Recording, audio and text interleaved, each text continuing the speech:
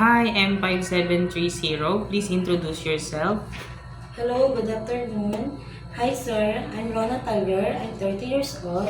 I live at 951 Luna Street, Tondo, Manila, Philippines. I have 4 kids and I'm Roman Catholic, and also I'm graduated high school at Jose Abad Santos High School.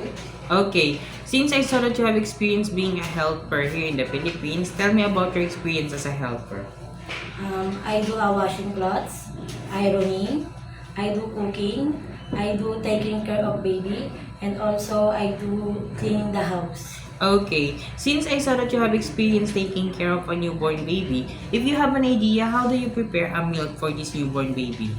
I make sure my hands is clean, wash the bottle, sterilize bottle, and put amount of milk powder and warm water, distilled water, shake it properly before give it to the baby.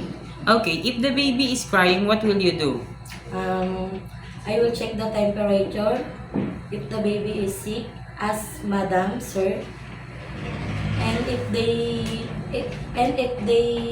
sick, I will give medicine. Okay, and if the baby doesn't stop to cry after you check the temperature and also you give a medicine, everything that you have done to the baby to make it stop to cry I doesn't check. work, Okay, sir. what will you do?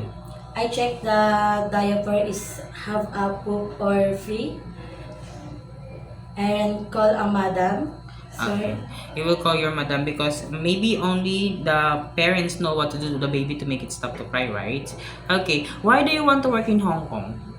Because I will support my family and I will own my house in the Philippines. Okay, so you want to support your family and also save money for the future. Yes, sir. Okay, and how long do you want to work in Hong Kong? I will until finish contract, and if my employer is need me, I will stay, sir. So it is okay to you to extend your contract if your employer wants you to Yes, sir. extend. Okay. What will you do if there is someone outside the house of your employer telling that they were a visitor and asked you to go inside of the house and your employer doesn't at home that day? What will you do? I will call my first employer, sir. Ask them if they don't have a visitor.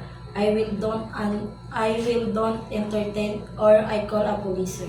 Okay, if they don't have any visitors that day, you will confirm them. Okay, because it's the right thing you should do because it's too dangerous to entertain people that your employer doesn't know, right? Okay. Do you have any idea how to prepare Chinese food? No, sir, but I'm willing to learn. And how will you learn to cook? I will watch YouTube, or buy a some cookbooks. So that you could learn. And also, if your employers have a time to prepare foods for themselves, you could also help them how do they prepare so that you could learn, right? Okay. It is okay to you to eat the food that the employer provides. Yes, sir. It is okay to you to share jobs as a helper. Yes, sir. How about sharing room with kids? Yes, sir. It is okay to you to take care of pets. Yes, sir. How about taking care of elderly? Yes, sir. It is okay to you to learn Cantonese if one of your employer's family don't know how to speak English. Yes, sir. How about work on Sunday or in a holiday setup by your employer? Yes, sir. Okay, last question. What will be your message for your future employer? To all prospective employer, please hire me as your domestic helper. I promise you, I will honest, responsible, trustworthy, and also I will treat your family as my own, and also your children, and I follow your rules and regulations. Thank you and God bless. Okay, thank you very much, Miss Rona.